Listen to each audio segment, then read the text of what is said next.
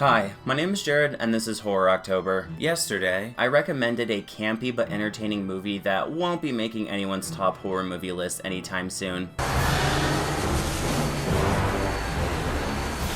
truck full of blood?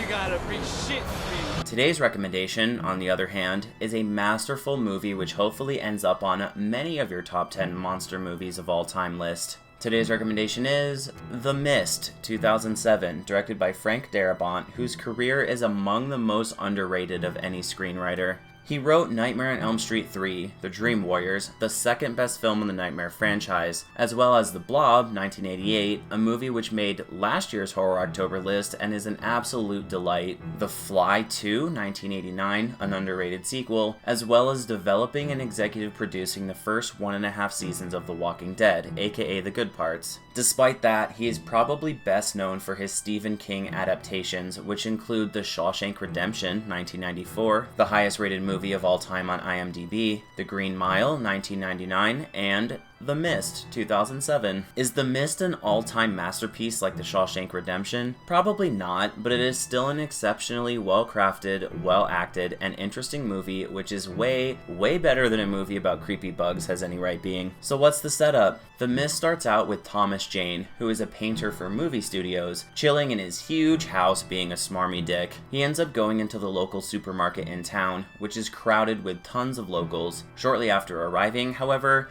thick, suffocating mist rolls in unexpectedly, and while the townsfolk keep their cool for a short time, the sinister nature of the mist is revealed shortly after, with this horrifying death scene.